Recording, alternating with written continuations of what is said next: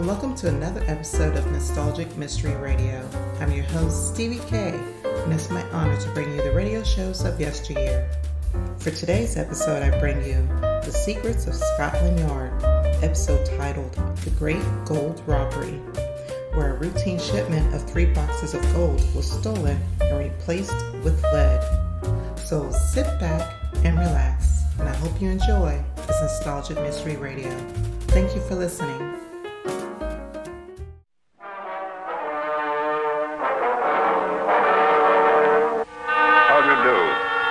Call this the story of the Great Gold Robbery.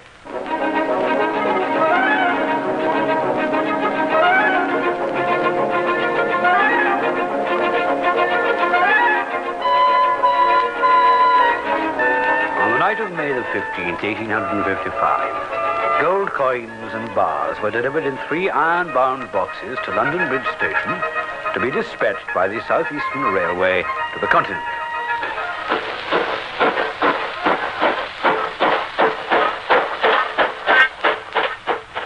These boxes had been sealed and weighed by the carriers. At the railway station, they were placed in safes that were considered impregnable and transferred to the Folkestone boat train under care of the guard.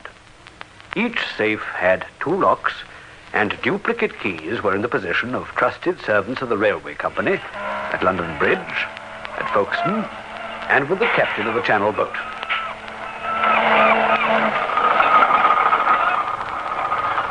At Boulogne, the safes were opened, and as a matter of routine, the boxes were weighed before being sent on to Paris. I cannot understand it. This number 2K, it weighs 40 pounds less than it should do according to the paper. Maybe they make a mistake in London. What about the other boxes? Oh, they weigh about the same, except for the 4th box. That weighs a little more. There must be something wrong with their scales in London. Anyway, they are sealed up all right. What had we better do? Send them on to Paris.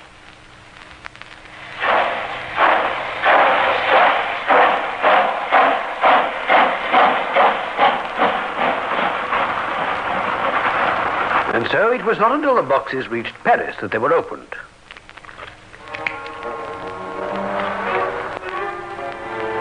What's this? Look, not gold. Bags and bags of lead shot.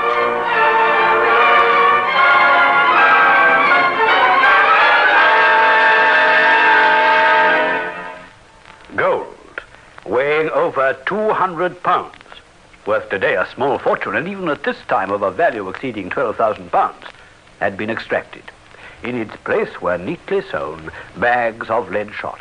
Somewhere between London and Paris, one of the cleverest robberies of the age had been perpetrated. Nowhere was the slightest trace of how the trick had been done.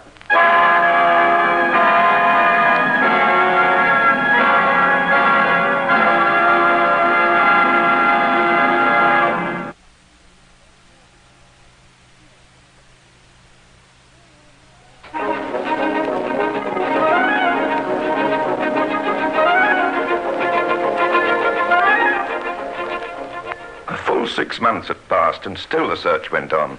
The first clues came, as is often the case, through a woman's jealousy. Her name was Stevie K, a simple girl, but when roused, she was as jealous as anyone else. She was in a fine state of temper when she came to see the police. I've come for my rights. That's what I've come for. Now, calm yourself, ma'am, calm yourself. Now, tell us how we can help you. I've been robbed. Robbed of my money, which is my due. Who's robbed you and how? He's not only robbed me, he's robbed me man as well as my child. Yes, but who has robbed you? Pierce, his name is. William Pierce. Where does he live? Where I live. I lodge with his mother. Now, suppose you tell me your story quietly and calmly, and we'll see how we can help you. All right, then. I'll tell you the story. It began this way. Well, first you better know that my man is Edward Agar. The forger? He's no forger. He was sentenced to 7 years at the Old Bailey for forgery less than 2 months past. Sentenced he was, but forgery he did not do. It was Jim, the penman. Well, is it he who has robbed you? Not Jim. Then who has robbed you? Pierce. He was a friend of my man. And when Ted was arrested for the forgery and put in jail, Pierce was to look after me. He took me and my child to live with his mother. And my child and I have lived in his charity these past 2 months. At least I thought it was charity until I heard from Ted. You've had a letter from him? More than that, I've seen him. He'd given Pierce the care of £7,000 of his money, and Pierce, what's he given me? £1 a week. His charity. £7,000? Mr. Agar must have found crime a profitable occupation. But it's my money. Well, that remains to be seen. Well, it's not Pierce's money. Oh, yes, there I agree with you. The question is, where did Mr. Agar get £7,000? I think I'll have a little talk with Mr. Agar. This did not lead very far, for Agar was keeping his mouth shut. He'd been arrested for forgery and convicted. That much the police had against him, but there was no reason to connect him with the Great Gold Robbery. True, he had £7,000, but that was not in gold. The mystery seemed as deep as ever until... You wanted to see Roberts, one of the porters, sir? That's right. Is he on duty? Yes, sir. But I don't understand. He wasn't on duty the night of the robbery. No, he wasn't, but he was on the following day, and we've already questioned all the porters who were on the night of the robbery. Yes, sir, but when Roberts was on duty, the gold was aboard the boat on its way to France. Not all the gold, remember that. Anyway, I'd like a word with Roberts, the porter. Come along with me. Yes, Roberts is my name. You were on platform duty the day after the gold robbery. That's right, sir. It must be a hard job, a porter's work. Well, it's not an easy one. Sometimes the luggage you have to lift is very heavy, eh? Pretty heavy, sir. And when it's very heavy, the passengers are glad to have you carry it. I say they are. Not always, though. What do you mean, not always? Well, it's funny you should mention it, sir, but it was the very day after the gold robbery. I was on duty on the platform, and a couple of passengers with 2 big travelling bags were taking a train to London. Yeah, what happened? Well, I picked up their bags, at least I tried to, and my, they were heavy. Well, but you carried them all the same. No, sir. No, I'll never forget what happened. One of them fair snapped at me, he did. Leave it alone, porter. Why, what's the matter, sir? Leave that bag alone. All right, sir. You want to carry it yourself? I certainly do. Can I see your ticket, then, sir? Very well. Thank you, sir. But these are from Ostend. Well, what of it? Well, there's no boat in from Ostend today, sir. We came yesterday. Oh, very good, sir. You're sure I can't carry your bags? No, but here's 2 shillings for you. Thank you, sir. Well, that's a hurry, sir. All right, man, give the bags to me.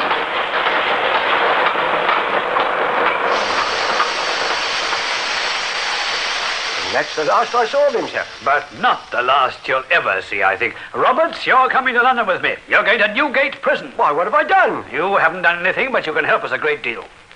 I want you to see if you can recognize the passenger you met that day. Roberts, the porter, was brought up to London and identified Agar as the mysterious passenger. Still Agar refused to talk. But now, the first link in the chain of evidence was complete, and the hunt was on.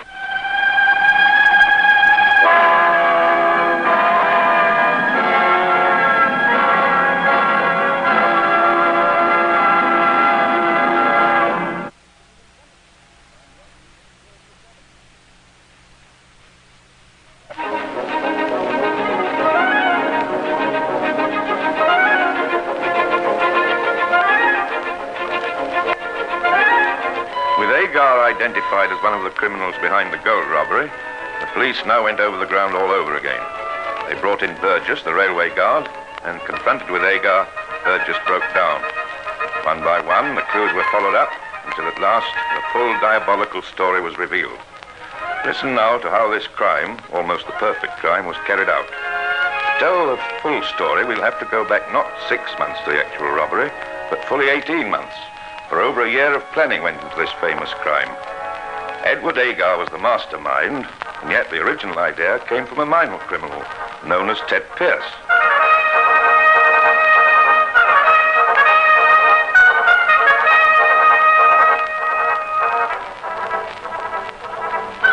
Now, here's the idea. As you may know, before I went to work for a bookmaker, I was employed as a ticket printer by the South Eastern Railway. Yes, I know that. Well, now, in my work at the station, I've often seen consignments of gold on their way from London to the continent. And I remember that it wasn't £100 or even £1,000, but more, much more. Enough money for a man or several men to retire on for life. Provided they don't spend the remainder of their lives in prison for attempted robbery. Anyone clever enough to steal the gold should be clever enough to keep it. And how would they go about it? Well, I'm not that clever. If I was, I wouldn't have to come to you. But I'll tell you one thing. If anyone is to steal the gold, it must be done in such a way that the police can never find out exactly where it was taken. What do you mean, man? Well, it travels from London to Paris, or wherever it's going, in sealed boxes, iron boxes. They're locked. Then we'd have to get the key to the boxes. Not only that, but the key to the safe in which they keep the boxes. Yeah, but they must be kept in more than one safe. There's a safe on the train, safe on the station, and one on the boat. And where do you think our best chance would be? On the train? It's a mad idea. I'll have no part of it. Still, it might be worth looking in. And look into it he did. Agar went down to Folkestone for the day, found out that at least one of the keys must be kept there, for the station master at Folkestone had the responsibility for unlocking the safe on the train. He was a patient man, was Agar. Stayed at Folkestone for over a fortnight and managed to make friends with a number of people who worked for the railway. Mr. Agar, I've some news for you. You got the key? No, but it's lost. Well, how does that help us? Well, they've ordered a new key for the bullion boxes. They're changing the locks, and by next week they'll all be altered. And what about the new key? It'll be brought to our offices by the locksmith, and it's my job to turn it over to the station master. And he gives it to the bank? That's right, sir. How long will you have it? Oh, only a few hours. Less by right, sir. I daren't take any risk. Do you know a pub near the station? Well, there's the place where I have my lunch. It's called the Blue Boar. At what time of the day do you think the key will be brought to you? That I can't say. Probably the morning, sir. Sometime next week. All right, then. Each morning you'll find me in the Blue Boar. If the locksmith comes in, bring the key to me as quickly as possible. All right, sir, but I daren't take a risk. For 4 days, Agar waited in the bar of the Blue Boar. Then his patience was rewarded. Here it is, Mr. Agar. Good. Give it me. Shouldn't let it leave my hands. Give it me. All right, then. Take care. Is there somewhere I can wash my hands? Oh, yes, sir. Just across the back of the bar. Oh, thank you. Come with me, Tester.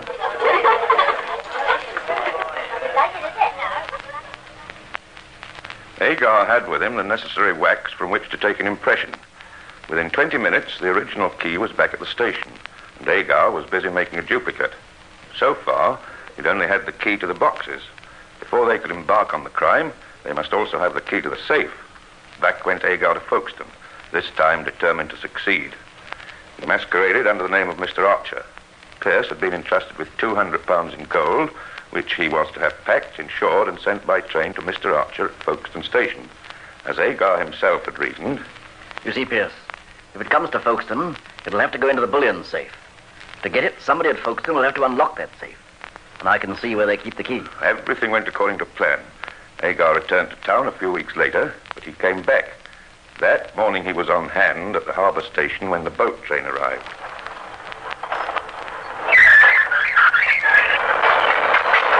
To use his own words as evidence of the trial, Agar waited amid the stir and confusion while passengers and luggage were being embarked on the boat. And then... I saw the station master leave the railway office. I tried the door. It was unlocked. I entered and went over to the cupboard and took out the keys. I took an impression of the key I wanted and put it back in the cupboard. I went back onto the platform.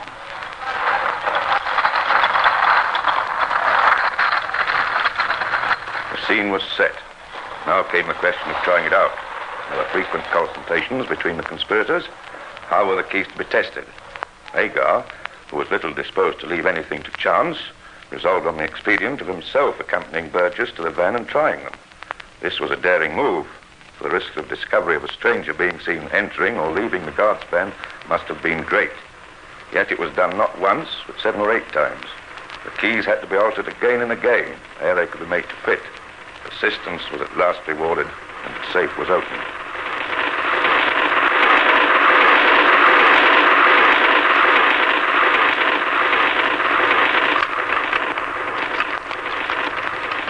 There, man. It's opened. We've done it.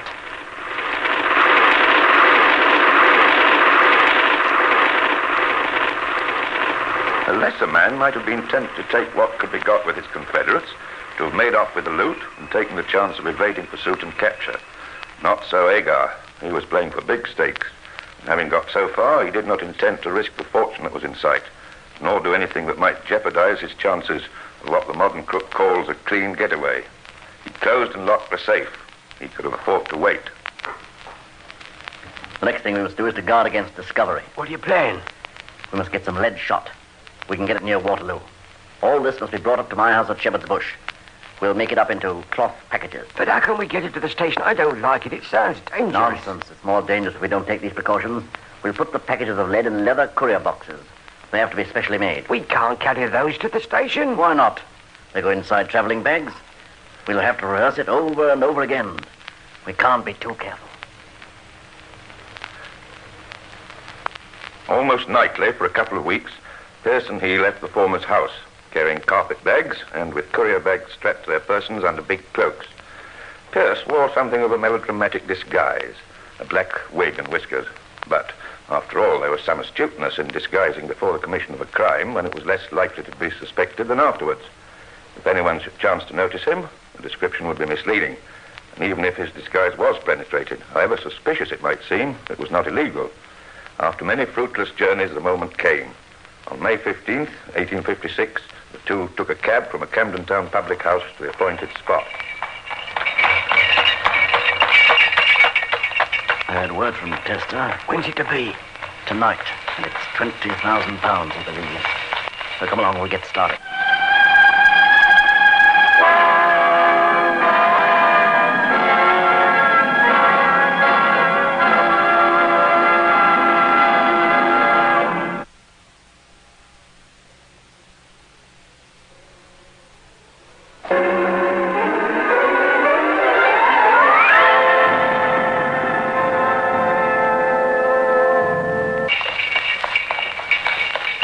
Agar and Pierce drove up to the station and descended. 2 first-class tickets to Dover were taken, and the carpet bags handed to a porter. No doubt he was little surprised at their weight, to be placed in the guard's van. Then Pierce took a seat in the first-class compartment, and Agar strolled up and down the platform, alert for an opportunity to slip unobserved into Burgess's van.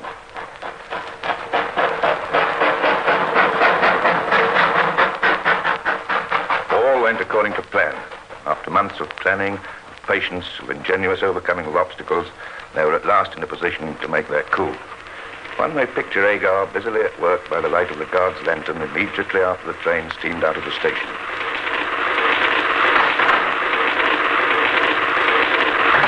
There now. Up with the boxes. Let me help you. You got the tools, hammer, pincers, chisels, wedges? Yes, all here. Right. What's in that bag? Seals, wax and tapers. Remember, the boxes must be done up so that nobody will know they've been tampered with.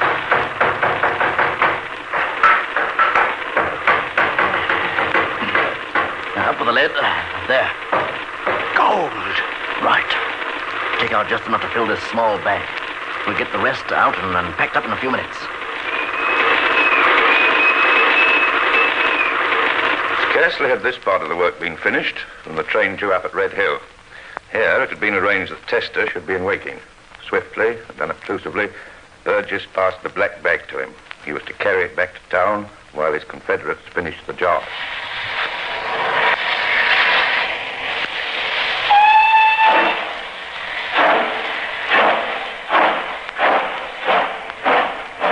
Both Agar and Pierce remained in Burgess's van and went on to Dover, which they reached at 11 at night.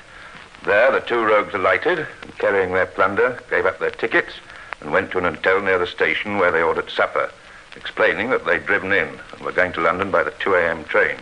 The rest you know.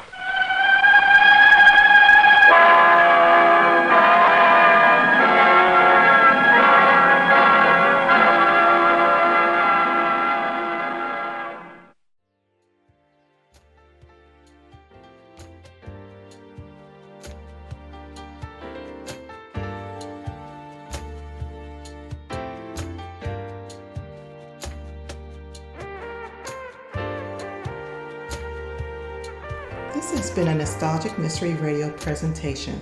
I hope you enjoyed this episode. Please feel free to like and rate this podcast on your favorite app. Also, there's a Nostalgic Mystery Radio YouTube page for your perusal to subscribe to. You can contact me by emailing me at nostalgicmysteryradio@gmail.com. I hope you have a blessed day or evening. And again, thank you for listening.